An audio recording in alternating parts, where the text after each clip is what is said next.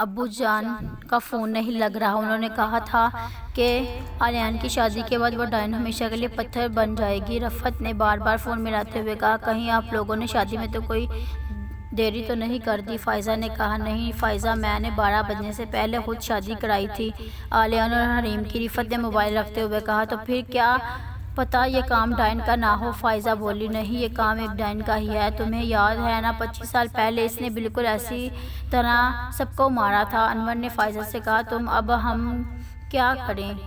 وہ ڈائن یہاں آ چکی ہے اور اس کا قہر ہم پر ٹوٹ پڑا ہے۔ تو رفعت نے سہم کر کہا، بھابی کیوں نہ ہم آج ہی یہ ملک چھوڑ کر چلے جائیں؟ فائزہ نے کہا، کیا مطلب فائزہ، پہلے تو گھر میں اتنا کچھ چل رہا ہے، ہم کیسے؟ انور نے جواب دیا، انور جی فائزہ بالکل ٹھیک کہہ رہی ہے۔ رفعت نے کہا، پر رفعت ہم کیسے جائیں گے اور بچوں سے کیا کہیں گے؟ انور نے کہا، اب وقت آ گیا ہے کہ ہم انہیں سب کچھ بتا دیں۔ رفعت نے سنجیدگی سے کہا۔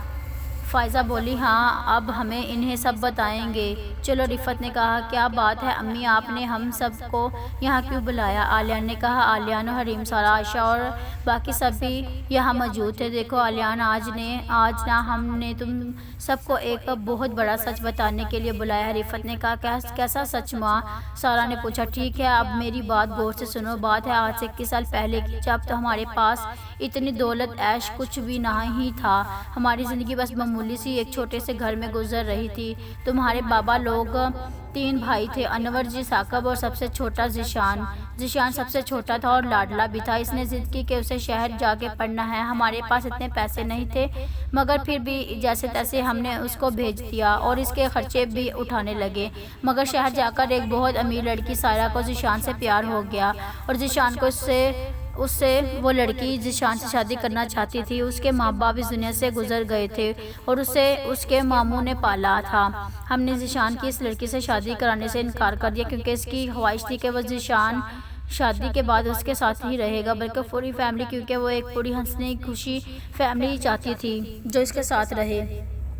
ہم اور امی ابو پہلے تو نہیں مانے، پر آخرکار ہم نے اس کی اور ذیشان کی شادی کر ہی دی اور اس کی بڑی سی حویلی میں چلے گئے۔ اس نے شادی کے بعد اپنا 30% بزنس انور جی کے نام کر دیا اور باقی ذیشان کے نام کر دیا۔ ہم بہت خوش تھے اس زندگی سے، پر ہمیں کیا پتا تھا کہ وہ لڑکی ہی نہیں ڈائن نکلے گی۔ ڈائن؟ رفعت چپ ہو گئی اور فائزہ نے بولنا شروع کر دیا، ہاں اس ڈائن نے ہمارے ابو اور امی کو مار دیا اور ہم بہت صدمے ٹوٹے ہم پر، ہم بہت روئے۔ ہمیں ابو کی لاش کے پاس ایک بہت بڑا بال ملا۔ رفعت بھابی نے اس بال کو اپنے ساتھ رکھ لیا اور ان کی ایک دوست زنوبہ جو کہ ایک درویشی تھی اس کو دیا۔ اس نے ہمیں بتایا کہ یہ بال ایک ڈائن کا ہے، تو ہمارے پیروں تلے سے زمین نکل گئی ہو۔ ہم نے زنوبہ کو سائرہ کی تصویر دی تو اگلے دن ہی اس نے ہمیں بتایا کہ سائرہ ایک ڈائن ہے، پر جیسے ہی ہم حویلی پہنچے ہم پر ایک قیامت ٹوٹی اور اس ڈائن نے ذیشان کو بھی مار دیا تھا۔ ہم نے فوراً زنوبہ کو فون کر کے بلایا۔ زنوبہ نے ڈائن سے سچ اگلوانے کی کوشش کی مگر وہ نہیں مانی اور زنوبہ نے ایک گلاس پانی میں دم کر کے جیسے ہی اس پر پھینکا وہ چلاتی ہوئی دیوار پر چڑھ گئی۔ اس کے بال ایک بہت لمبی چوٹی میں بدل گئے تھے، اس کی آنکھیں سفید اور ناخن نوکیلے ہو چکے تھے۔ زنوبہ نے کچھ دیر کے لیے اس ڈائن کو بالکل ہی بے بس کر دیا اور دیوار سے نیچے گر گئی اور انور بھابی اور ثاقب بھائی اس کو گھسیٹ کر حویلی سے باہر لے آئے، مگر وہ اپنا جرم نہیں مان رہی تھی اور بس چلائے جا رہی تھی، میں نے کچھ نہیں کیا۔ اور پھر انور بھائی اور ثاقب نے اس ڈائن کو ایک پیڑ کے ساتھ باندھ دیا اور اس کے چاروں طرف زنوبہ کے کہنے پر موم بتیاں رکھ کر انہیں روشن کیا اور پھر ہم نے اس ڈائن کو جلا کر اسے پتھر کا بنا دیا کیونکہ ڈائن کبھی نہیں مرتی۔ پر اس ڈائن کا سایہ جاتے جاتے آلیان پر پڑ گیا۔ فائزہ فوراً سے سانس روک کر بولی اور رفعت نے بتانا شروع کر دیا اور اس کے بعد اس پتھر کی ڈائن کو تابوت میں بند کر کے اس کو گاؤں کے پیچھے جنگل میں غار کے اندر دفن کر دیا۔ اس ڈائن کا سایہ ہمارے آلیان پر پڑ چکا تھا اور ڈائن ہمیشہ کے لیے پتھر کی نہیں بنتی اور اس ڈائن کا سایہ ہٹانے کے لیے ہمیں حریم سے آلیان کی شادی کرانا پڑی، مگر وہ ڈائن پھر بھی واپس آ گئی اور اس نے ثاقب کی جان لے لی۔ رفعت چپ ہو گئی، سب بات کو بڑے غور سے سن رہے تھے اور حریم سمیت کسی کو یقین نہیں آ رہا تھا، پر اس سب پر یقین کرنا بہت ہی مشکل ہے۔ حریم نے گہرا سانس لیتے ہوئے کہا ہاں پر یہ سچ ہے، علیان بولا، کیونکہ مجھے بھی ایسی ہی عورت اپنے خواب میں دکھائی دیتی ہے جو میں نے ریان، سارہ اور عائشہ کو بتایا۔ علیان نے کہا تو اب ہم کیا کریں گے؟ عائشہ نے کہا وہی جو میں چاہوں گی۔ سب اس آواز کی طرف مڑے تو پیچھے سارہ کھڑی تھی۔ رفت، فائزہ اور انور کے تو رنگ ہی اڑ گئے، جبکہ باقی سب کی آنکھیں پھٹی کی پھٹی رہ گئی۔ یہ کون ہے؟ تم کون ہو؟ علیان نے پوچھا۔ وہی ڈائن جس کے بارے میں تمہاری ماں تمہیں بتا رہی ہے، سارہ نے کہا۔ کیوں آئی ہو تم؟ رفت مشکل سے بولی تھی۔ میری سوچ سے بھی زیادہ کمینی نکلی تم لوگ، سارہ چلاتے ہوئے رفت کے پاس آئی۔ ساری بات تو بتا دی، یہ بھی بتا دیتی کہ اس ڈائن کے 2 بچے بھی تھے اور انہیں بھی تم نے بے رحمی سے ختم کر دیا۔ سارہ نے حقارت سے کہا کیا بکواس کر رہی ہو تم؟ اقرا تم اندر کیسے آئی؟ علیان نے غصے سے کہا چپ رہو تم۔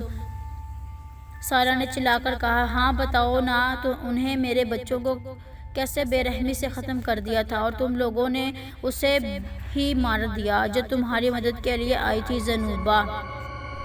تبھی سارہ کو لگا جیسے اس کی طاقتیں جا رہی ہوں اور انہیں مجھے اس طرح یہاں نہیں آنا چاہیے تھا۔ اب میں کیا کروں؟ سارہ نے من ہی من میں کہا مجھے ان سب کے دماغ میں وہ لمحہ مٹا دینا چاہیے جب میں یہاں آئی تھی۔ سارہ نے گنگنانا شروع کر دیا۔ جب سب ایک جگہ جم گئے، سب کی پریشانی سے کالا سا دھواں نکلا اور سارہ کے پاس آ گیا۔ سارہ غائب ہو گئی اور سب واپس ٹھیک ہو گئی۔ یہ کیا ہو رہا ہے ہمارے ساتھ؟ کیوں ہماری طاقتیں جا رہی ہیں؟ سارہ ایک بہت بڑی بلڈنگ کے اوپر کھڑی تھی۔ تبھی ایک بہت بڑا کوا اڑتا ہوا آیا۔ یہ کوا عام کووں کی نسبت بہت بڑا اور اس کی چونچ چھوٹی تھی۔ کوا سارہ کے سامنے فضا میں رک گیا۔ کالے کوے تم؟ سارہ اسے دیکھتے ہی بولی ہاں میں روائن۔ کالے کوے نے بولا تو انسانی زبان سنائی دی۔ تم یہاں کیوں آئے ہو؟ سارہ نے پوچھا۔ میں تمہیں یہ بتانے آیا ہوں روائن کہ اس وقت ڈائن نگری کی روائن صرف تم ہی ہو اور تم جادو نگری کی اگلی ملکہ بنو گی۔ مگر تم یہاں انسانوں کی دنیا میں کیا کر رہی ہو؟ کالے کوے نے کہا تم اچھی طرح جانتی ہو کالے کوے، مجھے ملکہ بننے کا کوئی لالچ نہیں اور میں اپنی زندگی کا ایک مقصد پورا کر کے ڈائن نگری آ جاؤں گی۔ سارہ نے جواب دیا ٹھیک ہے جیسے ہی تمہاری مرضی، میرا فرض تھا تمہیں بتانا۔ کائیں کالے کوے نے کائیں کرتے ہوئے کہا مجھے یہ بتاؤ میری طاقتیں کیوں نہیں صحیح طرح سے میرے ساتھ دے رہی؟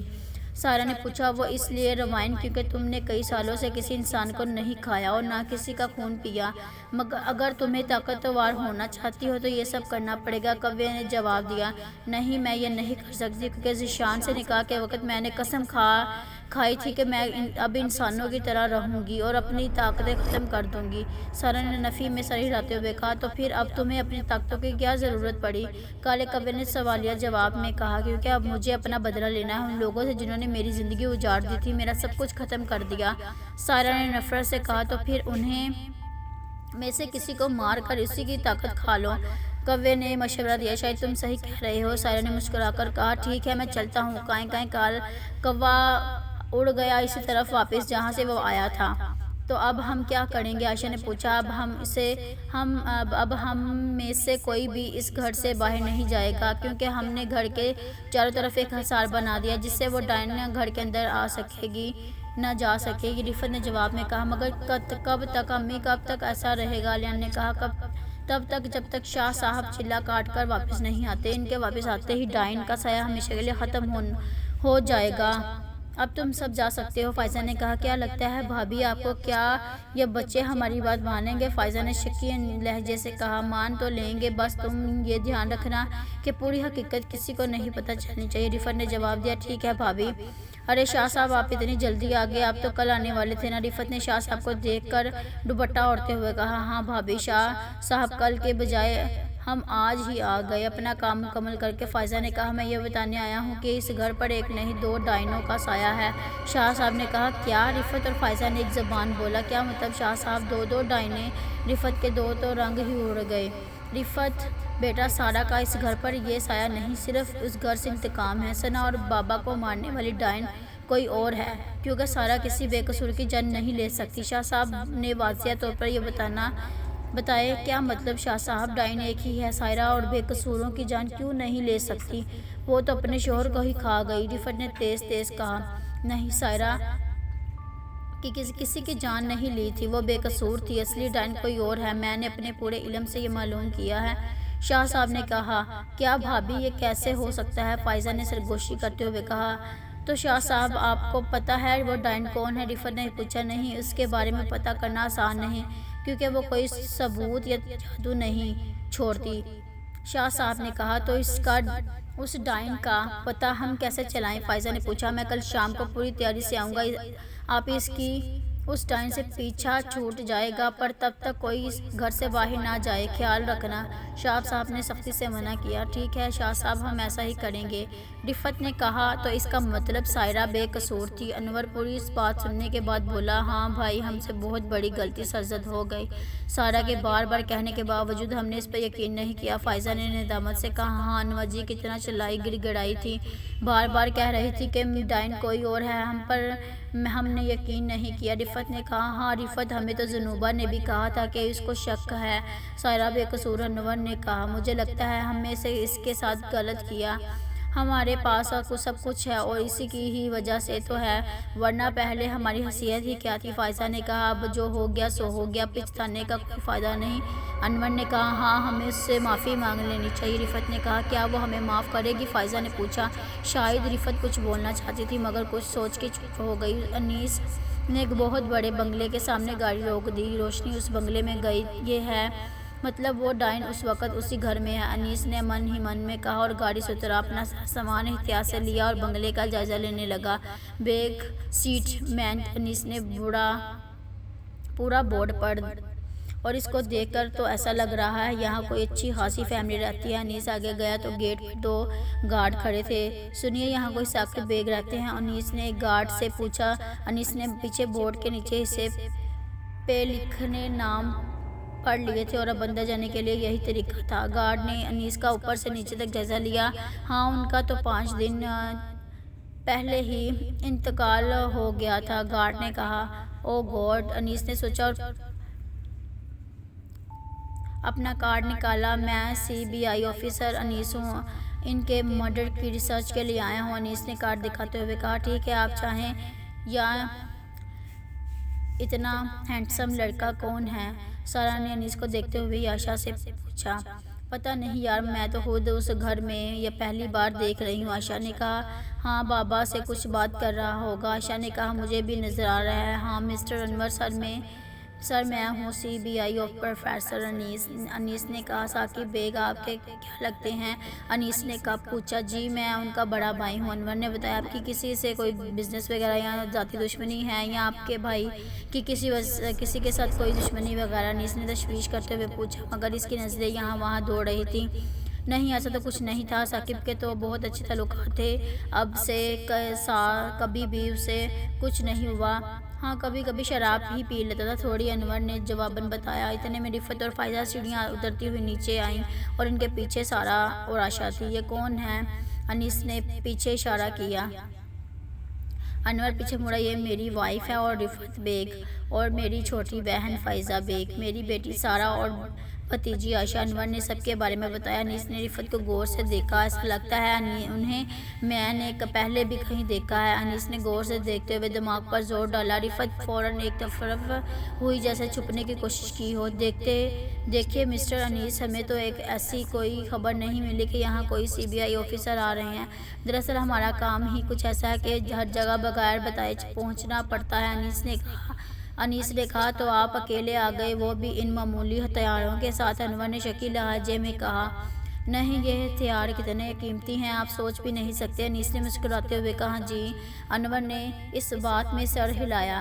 مجھے آپ کے پورے گھر کو دیکھنا ہے، اگر آپ کی اجازت ہو، انیس نے کہا۔ جی بالکل ضرور، انور نے سائڈ پہ ہوتے ہوئے کہا۔ انیس سامنے سیڑھیوں کی طرف چل دیا اور اس کے ساتھ انور بھی تھا۔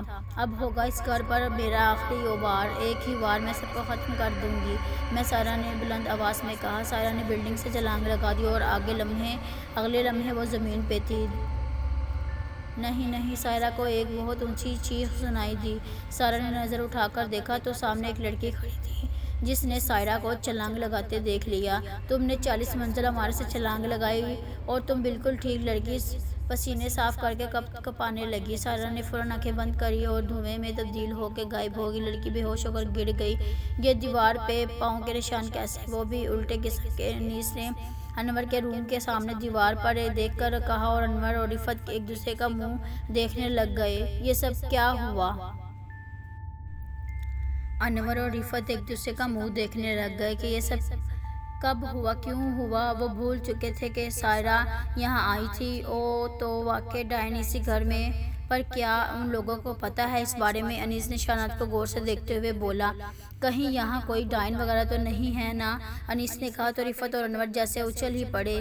مطلب؟ انور نے کہا، کچھ نہیں، میں کل آؤں گا، میری ڈیوٹی کا ٹائم ختم ہو گیا ہے۔ انیس نے ہینڈ واچ دیکھتے ہوئے کہا، جب تمہیں منع ہی کیا تھا کہ گھر سے باہر مت جانا تو کیوں گئی تھی تم؟ کنور کے گھر آتے ہی فائزہ اس پر برس پڑی، سوری امی، مجھے وہ ایک فرینڈ سے ملنا تھا۔ کنور نے شرمندگی سے کہا، ارے کیا فائزہ بچی ہے، وہ کیوں غصہ کر رہی ہو؟ رفت نے فائزہ کو کہا، بھابی منع کیا تھا نا اس کو، پھر بھی یہ باہر گئی اور پوچھے اس سے کہ یہ بے ہوش کیسے ہوئی تھی؟ فائزہ نے کہا، کیا بے ہوش؟ رفت حیرانگی سے بولی، ہاں بے ہوش۔ وہ تو اچھا ہوا سارہ کی دوست نے اسے پہچان لیا اینڈ فون کر کے بتایا اور عالیہ اسے گھر لے آئے۔ امی مجھے معاف کر دیں، میں نے آپ کی ڈائن والی بات نہیں مانی، پر آج میں نے سچ میں اسے دیکھا۔ اور پھر کنور نے ساری بات بتا دی، دیکھا بھابی، وہ ڈائن بے گناہ نہیں ہے، آج اس نے میری بچی کو ڈرایا، اگر وہ ہم سے بدلہ لینے آئی ہے تو ہمارے بچوں نے اس کا کیا بگاڑا؟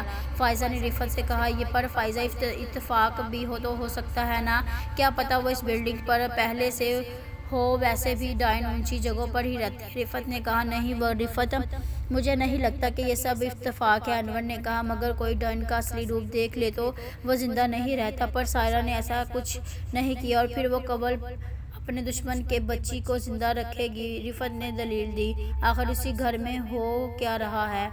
پہلے اچانک سے یہ لوگ شادی کروا دیتے ہیں کہ سایہ ختم ہو جائے، پھر ایک سائن کی کہانی بتاتے ہیں، مجھے سمجھ ہی نہیں آ رہا کیا ہے۔ اور عالیہ بھی مجھے کچھ نہیں بتا رہا۔ حریم عالیہ سے فون پر بات کر رہی تھی، دیکھو حریم تم زیادہ کنفیوز نہ ہو، ان کے ساتھ کچھ ایسا اور ڈائن کے بارے میں جو کچھ انہوں نے کہا وہ سچ ہے، کیونکہ 21 سال پہلے پورے گاؤں کے سامنے انہوں نے اسے جلایا تھا۔ امی کو بھی اس بات کا پتہ ہے، بس تم دھیان سے رہنا اور زیادہ ٹینشن نہ لو، اب ٹھیک ہو جائے گا۔ عالیہ نے دوسری طرف سے کہا، ہاں عالیہ شاید تم ٹھیک کہہ رہی ہو۔ حریم نے کہا، تبھی تیز قدموں کی آواز آئی، عالیہ میں تم سے بعد میں بات کرتی ہوں۔ حریم نے جلدی سے کہا، اور مگر حریم، عالیہ کے کچھ کہنے سے پہلے حریم نے کال کاٹ دی اور آہستہ سے کمرے سے باہر آئی اور دائیں طرف مڑی۔ حریم کا اوپر کا سانس اوپر اور نیچے کا نیچے رہ گیا۔ سامنے ایک بہت لمبی چوٹی لہرا رہی تھی جو رفت کے کمرے سے باہر آ رہی تھی۔ اتنے لمبی چوٹی امی کے کمرے سے باہر، مطلب امی یا ابو کہیں کسی مصیبت میں تو نہیں؟ تبھی چوٹی دھواں بن گئی۔ حریم فوراً رفت کے کمرے کی طرف بھاگی۔ حریم جیسے ہی رفت کے کمرے میں گئی، دیکھ کے رفت تو صحیح سلامت آئینے کے سامنے کھڑی اور کمرے میں تو کوئی نہیں تھا۔ امی میں نے وہ یہاں۔ حریم اندر آ جاتے ہڑبڑا کر بولی، کیا ہوا حریم بیٹا، تم اتنی پریشان کیوں ہو؟ اب خیریت ہے نا؟ رفت حریم کو اس طرح دیکھ کر خود بخود ڈر گئی تھی۔ میں نے وہ آپ کے کمرے سے، حریم نے ساری بات بتائی۔ ارے نہیں بیٹا، یہاں تو کوئی نہیں تھا، میں ابھی واش روم سے باہر آئی ہوں، تمہیں کچھ وہم ہوگا، ویسے بھی اس گھر میں جو کچھ ہو رہا ہے اس سے تو یہ سب ہونا ہی ہے، تم جاؤ، جا کر آرام کرو۔ رفت نے حریم کو سمجھایا اور اس کو بھیج دیا۔ ٹھیک ہے امی، میں چلتی ہوں، مجھے ایسا کیوں لگتا ہے کہ وہ میرا وہم نہیں تھا، اچھی طرح دیکھا تھا میں نے۔ حریم نے کمرے کی طرف آتے ہوئے سوچنے لگی، میں نے کل سنا تھا جب شاہ صاحب آئے تھے، انہوں نے خود کہا تھا کہ یہاں ایک نہیں 2 ڈائن ہیں، اب مجھے ہی کچھ کرنا ہے۔ یہ کیا بچکانہ حرکت کی ہے تم نے انیس؟ ہاں بابا، پر ڈائن اس گھر کے اندر ہی ہے، میں نے خود وہاں ڈائن کے پیروں کے نشان دیکھے ہیں۔ انیس نے حبیب کو سمجھانے کی کوشش کی، پر انیس کی ایک طرف فیک کارڈ اور CBI آفیسر بننے کی کیا ضرورت تھی؟ کتنی عزت ہے شہر ہماری، اگر کسی کو پتہ چل گیا تو کیا رہ جائے گی؟ حبیب نے کرسی پر بیٹھتے ہوئے کہا، آرام سے۔ جی بابا، پر اس وقت ڈائن کو پکڑنا ضروری ہے، عزت بعد میں، پہلے ہم اسے پکڑے، اور یہ بات آپ نے ہی سکھائی ہے مجھے، پر تمہارا طریقہ ٹھیک نہیں تھا، میں ان لوگوں سے بات کر کے سب سچ بتا دوں گا۔ حبیب نے کہا، بابا وہ ڈائن ایک انسان کی جان لے چکی ہے۔ کیا ایک انسان کی؟ ہاں بابا، مسٹر ثاقب بیگ کو رات کے وقت دل نکال کر ان کی لاش کو ٹیرس سے نیچے پھینک دیا، اور اس طرح وہ ڈائن وار پہ وار کیے جا رہی ہے۔ OMG، پھر تو کچھ کرنا ہی پڑے گا۔ حبیب نے کچھ سوچتے ہوئے کہا، ساری تیاریاں ہو گئی ہیں نا فائزہ؟ رفت نے فائزہ سے کہا، ہاں بھابی جی، جو کچھ شاہ صاحب نے کہا تھا سب کچھ آ گیا، اور کل پھر سے کوئی بھی گھر سے باہر نہیں جائے گا۔ فائزہ نے تسلی دی اور بتایا عروسہ ہاں بھابی، وہ بیچاری تو صدمے میں ہی تھی، ابھی تک کسی سے بات نہیں کر رہی تھی، خود کو کمرے میں قید کر لیا تھا۔ فائزہ نے بتایا ہاں تم جاؤ اس سے بات کرو، کچھ تیار کرو، شاہ صاحب بھی بس آتے ہوں گے، تب تک میں حریم کو دیکھ کر آتی ہوں۔ رفعت نے کان میں بالی پہنتے ہوئے کہا ٹھیک ہے بھابی۔ فائزہ کر کمرے سے باہر چلی گئی۔